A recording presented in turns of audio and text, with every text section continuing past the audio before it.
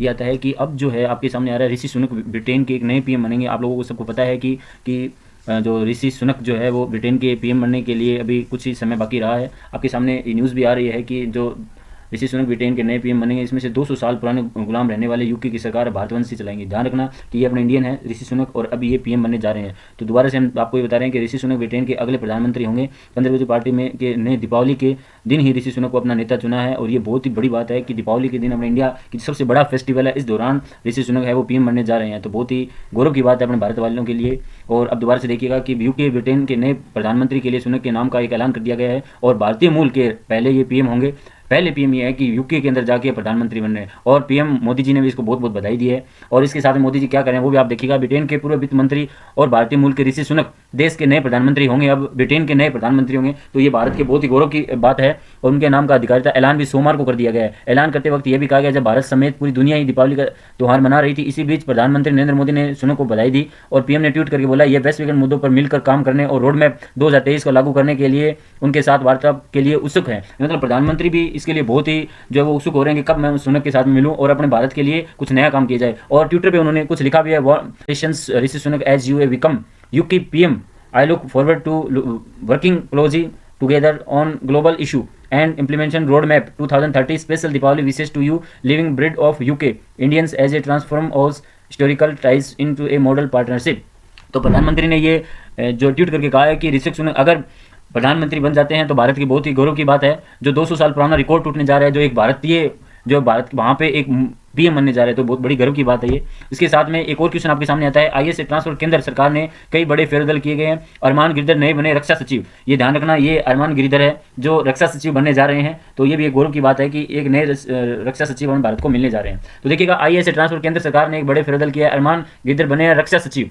केंद्र सरकार ने शीर्ष स्तरीय नौकरशाही में कई फेरबदल किए हैं। इस दौरान क्रम में सड़क परिवहन एवं राज्य सचिव अरमाने गिरिधर को एक नया रक्षा सचिव बनाया गया है। आंध्र प्रदेश के केरल के 1988 बैच के भारतीय प्रशासनिक सेवा में कार्यरत हैं ये। तो भारत के अंदर एक नया जो है वो रक्षा सचिव मिला, इंडियन जो है वो रक्षा सचिव मिला है। और ये कौन है? ये इसका नाम ये है अरमाने गिरिधर, याद रखना आप लोगों को, ठीक है। उसके बाद में एक और बड़ी न्यूज़ आ रही है। आप लोग सब जानते हो कि कांग्रेस में बहुत बड़ा बदलाव चल रहा है, और कांग्रेस का अध्यक्ष भी मिल चुका है, मल्लिकार्जुन खड़गे, जो 23 अक्टूबर को अपने कांग्रेस की कमान संभालेंगे, और 23 अक्टूबर को ये शपथ भी लेंगे। तो आप लोग सब जानते हो कि कांग्रेस का नया अध्यक्ष बन चुका है मल्लिकार्जुन खड़गे, और इन्होंने शशि थरूर को हरा के ये जीत हासिल की है। तो ये बधाई के पात्र हैं, बहुत बहुत बधाई आप लोगों को। मल्लिकार्जुन खड़गे जी, आप लोग नए जो कांग्रेस अध्यक्ष का पद ग्रहण करने जा रहे हैं, इसलिए धन्यवाद।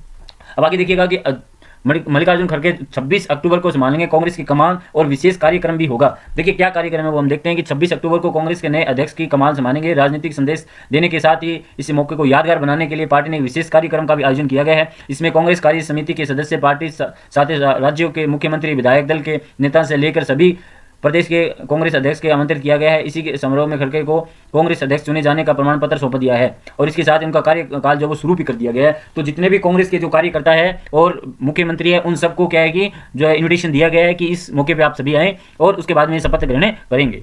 उसके बाद में एक और न्यूज़ आ रही है कि देश के जो CJI, आप लोग सब जानते हो, इंडिया के जस्टिस जो है वो नए बने हैं, DY चंद्रचूड़। ध्यान रखना, इनके पहले इनके पापा थे, अब ये खुद आए हैं, DY चंद्रचूड़। देखिएगा, CJ यू ललित के स्थान पर, पहले कौन थे? यू ललित थे, और उसके स्थान पर केंद्र सरकार को भेजे जवाब में अगले मुख्य न्यायाधीश के रूप में जस्टिस चंद्रचूड़ का नाम भेज दिया गया है। ध्यान रखना, जस्टिस चंद्रचूड़ जो है वो अभी 20वें नए जो है वो क्या है न्यायाधीश बनने जा रहे हैं। तो बहुत बहुत धन्यवाद इनको जो ये नया पद ग्रहण कर रहे हैं। तो ये किस किस स्थान पे आए हैं? ये यू ललित के स्थान पे आए हैं। याद रखना, वो 29 के थे, ये 50 का। ध्यान रखना, तो 49 के थे और ये 50 का, इतना आपको याद रखना है। तो देखिएगा, अब आगे न्यूज़ क्या आ रही है कि 50वें CJI होने जस्टिस DY चंद्रचूड़ अब 2 साल के लिए होंगे, ठीक है ना। और DY चंद्रचूड़ देश के अगले मुख्य न्यायाधीश होंगे, और सुप्रीम कोर्ट के मुख्य न्यायाधीश जस्टिस यू ललित ने आज मंगलवार को जस्टिस DY चंद्रचूड़ का नाम जो अपने आधिकारिक तौर पर भारत के नए CJ को नामांकित कर दिया गया है। याद रखना आप लोगों को, ठीक है। चंद्रचूड़ अब अगले महीने 9 नवंबर को देश के 50वें मुख्य न्यायाधीश के तौर पर शपथ लेंगे, और जस्टिस चंद्रचूड़ के पिता भी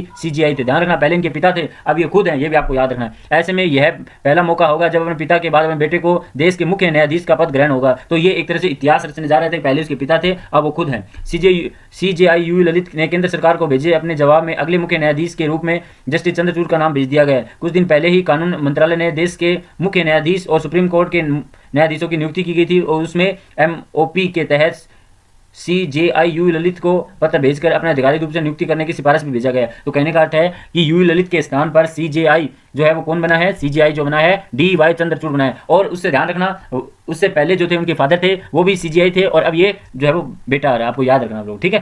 नेक्स्ट क्वेश्चन आपके सामने आता है कि बहुत ही बड़ी गुड न्यूज़ भी है और अच्छी न्यूज़ भी कह सकते हैं। अपने BCCI के नए अध्यक्ष बन चुके हैं रोजर गिनी, याद रखना रोजर गिनी बने BCCI के नए अध्यक्ष। और पहले कौन थे, ये सौरव गांगुली थे। तो सौरव गांगुली की विदाई हो गई है और इसके स्थान पे कौन आ गए, रोजर गिनी आ गए। याद रख, ये रोजर गिनी है, आप लोग ध्यान रखना। और 83 के अंदर पहले ये क्या थे, BCCI के अध्यक्ष रह चुके हैं और ये पहले क्रिकेट के अंदर खेलते थे। और उसके अब ये सौरव गांगुली के स्थान पर इनका नाम जो है वो रोजर गिनी का रख दिया गया, BCCI के नए अध्यक्ष, ठीक है ना।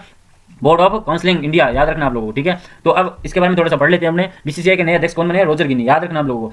तो इसका पूरा क्या, भारतीय क्रिकेट कंट्रोल बोर्ड, ठीक है ना। तो board of cricket control board of India के नए बॉस के रूप में 1983 के विश्व विजेता भारतीय टीम का हिस्सा रहे गेंदबाज, तेज गेंदबाज रोजर गिनी को चुना गया है। याद रखना आप लोगों को, जो रोजर गिनी है वो क्या बने हैं, अभी अध्यक्ष बन रहे हैं। और किसके बने हैं, BCCI के बन रहे हैं, ठीक है ना।